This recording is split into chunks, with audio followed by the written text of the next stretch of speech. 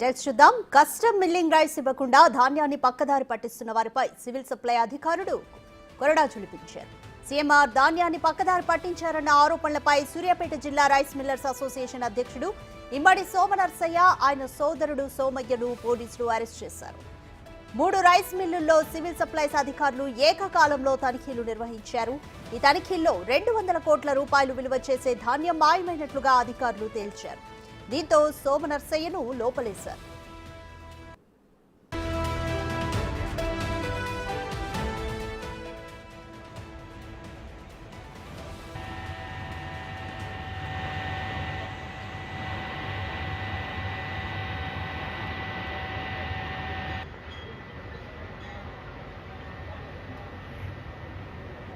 ఈ మోసం వెనుక మాజీ మంత్రి, మాజీ ఎమ్మెల్యే హస్తం ఉందని ఆరోపణలు వస్తున్నాయి. దీనిపై లోతైన దర్యాప్తు చేస్తే అసలు విషయాలు బయటకొస్తాయని తెలుస్తోంది. గతంలోనూ రేషన్ బియ్యం అక్రమాల్లో ఇమ్మడి సోమనర్సయ్య అరెస్ట్ అయ్యారు. సోమనర్సయ్యపై అప్పట్లోనే పోలీసులు పీడీ యాక్ట్ పెట్టారు.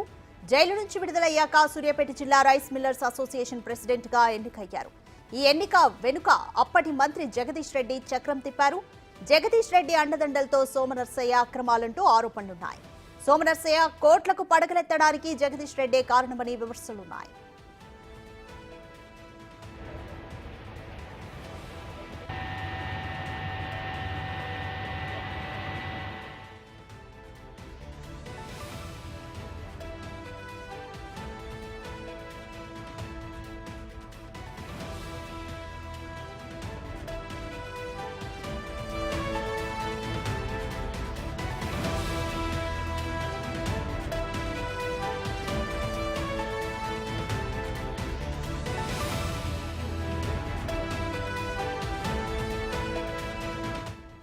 కస్టమ్ మిల్లింగ్ రైట్స్ ఇవ్వకుండా ధాన్యాన్ని పక్కదారి పట్టిస్తున్న వారిపై సివిల్ సప్లై అధికారులు కొరడా జులిపించారు.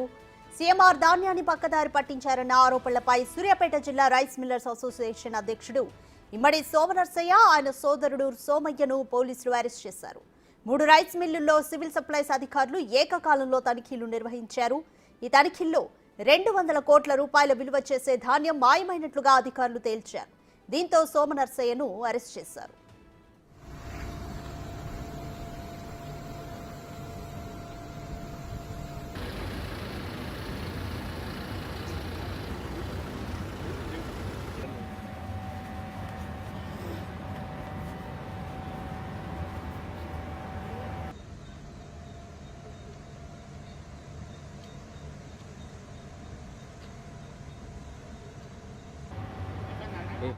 ఈ మోసం వెనుక మాజీ మంత్రి, మాజీ ఎమ్మెల్యే హస్తం ఉందని ఆరోపణలు వస్తున్నాయి. దీనిపై లోతైన దర్యాప్తు చేస్తే అసలు విషయాలు బయటకొస్తాయని తెలుస్తోంది. గతంలోనూ రేషన్ బియ్యం అక్రమాల్లో ఇమ్మడి సోమనర్సయ్య అరెస్ట్ అయ్యారు. సోమనర్సయ్యపై అప్పట్లోనే పోలీసులు పీడీ యాక్ట్ పెట్టారు. జైలు నుంచి రిలీజ్ అయ్యాక సూర్యాపేట జిల్లా రైస్ మిల్లర్స్ అసోసియేషన్ ప్రెసిడెంట్ గా ఎన్నికయ్యారు. ఈ ఎన్నిక వెనుక అప్పటి మంత్రి జగదీష్ రెడ్డి చక్రం తిప్పారు. జగదీష్ రెడ్డి అండదండలతో సోమనర్సయ్య అక్రమాలంటూ ఆరోపణలున్నాయి. సోమనర్సయ్య కోట్లకు పడగలెత్తడానికి జగదీష్ రెడ్డే కారణమని విమర్శలున్నాయి.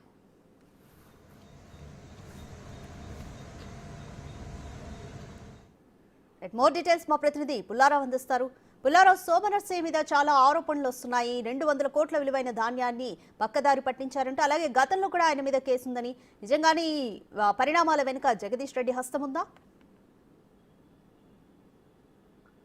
రాధిక, సీఎంఆర్ ధాన్యం విషయంలో ప్రభుత్వం చాలా దూకుడు పెంచిందని చెప్పవచ్చు. ఎందుకంటే గత ప్రభుత్వ హయాంలో ప్రభుత్వానికి సంబంధించి ప్రభుత్వానికి చెల్లించాల్సిన ధాన్యం పూర్తి స్థాయిలో పక్కదారి పట్టింది. అదేవిధంగా కొందరు రైసు మిల్లర్లు ఈ పక్కదారి పట్టించేసి కోట్ల రూపాయలు పడిగెత్తారని చెప్పేసి కూడా ఆరోపణలు చాలా పెద్ద ఎత్తున కూడా వినిపించడం జరిగింది. అయితే గతంలో పనిచేసినటువంటి ప్రభుత్వ పెద్దలు, అదేవిధంగా అధికారుల అండదండలతోటే ఈ తతంగం మొత్తం కూడా కొనసాగిందని చెప్పేసి కూడా విమర్శలు కూడా పెద్ద ఎత్తున వచ్చిన నేపథ్యం అయితే ఉంది. అయితే నూతనంగా కాంగ్రెస్ ప్రభుత్వం కొలువు తీరిన తర్వాత సీఎంఆర్ ధాన్యం విషయంలో జరిగినటువంటి అవకతవకలు పూర్తి స్థాయిలో బయటకు తీసుకురావాలని చెప్పి భావించడం జరిగింది. సివిల్ సప్లై మినిస్టర్ గా ఉన్నటువంటి ఉత్తమ్ కుమార్ రెడ్డి దీనికి సంబంధించేసి అధికారులతో సమావేశం నిర్వహించేసి పూర్తి స్థాయిలో దీని వెనక సీఎంఆర్ ధాన్యం విషయంలో ఎవరైతే ఉన్నారో వాళ్ళందరినీ కూడా వాటి అధికారులు ధాన్యాన్ని రికవరీ చేయాలి, అదేవిధంగా ఎంతటి వారైనా సరే వదిలే ప్రసక్తి లేదని చెప్పి దానిపై పూర్తి స్థాయి విచారణ చేసి ఆ నిందితులను అందరినీ కూడా అదుపులోకి తీసుకోవాలని చెప్పేసి కూడా చెప్పిన పరిస్థితి ఉండడం జరిగింది. ఇదే సమయంలో కూడా రైసు మిల్లర్స్ తో కూడా ఉత్తమ్ కుమార్ రెడ్డి సమావేశమయ్యారు.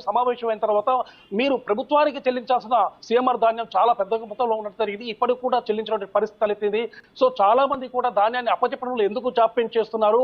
ఒకవేళ ధాన్యం లేకపోయినట్లయితే ఆ ధాన్యానికి ఎంతైతే విలువ ఉంటుందో, ఎంతైతే రేటు ఉందో ఆ రేటు అంటే డబ్బుల రూపంలోనే చెల్లించడం చెప్పేసి కూడా ఒక అవకాశం అయితే ఇవ్వడం జరిగింది. సో ఇంత అవకాశం ఇచ్చిన తర్వాత కూడా మిల్లర్స్ మాత్రం దాన్ని పెడిచెవిన పెట్టారని చెప్పవచ్చు. ఇదే సందర్భంలో ప్రభుత్వం మాత్రం ఈ విషయంపై సీరియస్ గా ఉండడం జరిగింది. దీనికి సంబంధించేసి ఏకకాలంలో ఎవరి వద్ద నుంచి అయితే సీఎంఆర్ ధాన్యం రావాలనో ఆ ధాన్యం రావాల్సినటువంటి రైస్ మిల్లులపై దాడులు చేయాలని చెప్పేసి కూడా అధికారులకు ఆదేశాలు జారీ చేయడం జరిగింది. దీనిలో భాగంగా సూర్యాపేట జిల్లా అదనపు కలెక్టర్ గా ఉన్నటువంటి ప్రియాంక, అదేవిధంగా ఆర్టీఓ, సివిల్ సప్లై అధికారులు మూకుమ్మడిగా కూడా ఆ సూర్యాపేట జిల్లాకు సంబంధించేసి తుంగతుర్తి నియోజకవర్గంలో ఉన్నటువంటి తిరుమలగిరి, అదేవిధంగా నాగారం ప్రాంతంలో ఉన్నటువంటి రైస్ మిల్లులపై ఏకకాలంలో దాడులు చేయడం జరిగింది. ఈ 2 రైస్ మిల్లులు కూడా సూర్యాపేట జిల్లా రైస్ మిల్లర్స్ అసోసియేషన్ అధ్యక్షుడిగా ఉన్నటువంటి ఇమ్మడి సోమ నర్సయ్య, అదేవిధంగా అతని యొక్క బ్రదర్ అయినటువంటి సోమయ్య పేరు మీదుగా ఉండటం జరిగింది.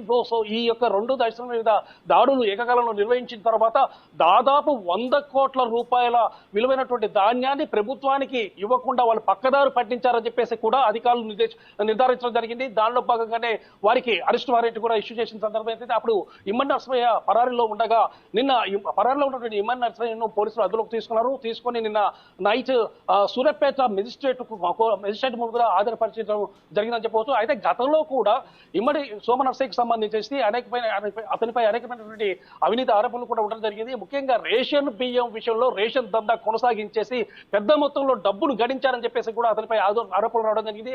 అదే సమయంలో అతనిపై పీడీ యాక్ట్ కూడా నమోదు చేసిన సందర్భం అవుతుంది. అయితే పీడీ యాక్ట్ నుంచి బయటకు వచ్చిన తర్వాత అతను రైస్ మిల్లర్స్ అసోసియేషన్ ప్రెసిడెంట్ గా ఎన్నికవడం.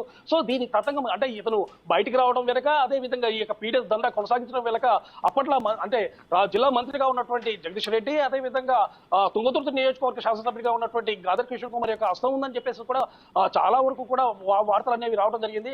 సో ఇదే సమయంలో అంటే వారు సోమ నర్సయ్య ఈ విధంగా కోట్లకు పరిగెత్తడానికి, అదే విధంగా ఈ విధమైనటువంటి రైస్ సంబంధించి అంటే సీఎంఆర్ దానికి సంబంధించేసి ధాన్యం పక్కదారి పట్టించడానికి పూర్తి స్థాయిలో వీరి యొక్క అండదండలు ఉన్నాయని చెప్పేసి కూడా రూఢి కావడం జరిగింది. అదే సమయంలో అప్పుడున్నటువంటి అధికారులు కూడా ఇతనికి సపోర్ట్ గా ఉండటం వల్ల కూడా ఈ వ్యాపారం ఈ విధంగా యథేచ్ఛగా కొనసాగిందని చెప్పేసి కూడా మనకు తెలియవస్తుంది. ఎప్పుడైతే కాంగ్రెస్ ప్రభుత్వం కొలువు తీరిన తర్వాత ఈ విషయానికి సంబంధించి అంటే దాదాపు కొన్ని 100 కోట్ల రూపాయలు కూడా ప్రభుత్వానికి చెందాల్సినటువంటి ధాన్యం అనేది ఇప్పటి వరకు కూడా చెల్లించకుండా దాన్ని పక్కదారి పట్టించేసి అనేక మంది రైస్ మిల్లర్స్ మాత్రము చాలా కోట్లకు పరిగెత్తడం జరిగింది. సో దానిలో భాగంగా సోమ నర్సయ్యను అదుపులో తీసుకోవడం జరిగింది. ఇంకా చాలా మంది రైస్ మిల్లర్స్ దీని వెనక ఉన్నారు. చాలా మంది రైస్ మిల్లర్స్ కూడా పరారులో ఉన్నటువంటి సందర్భం అయితే ఉందని చెప్పవచ్చు. ఎందుకంటే గత నెల ఏప్రిల్ 16వ తారీఖున ఇదే విషయానికి సంబంధించేసి ఏకకాలంలో కూడా దాడులు నిర్వహించిన సందర్భం అయితే ఉంది.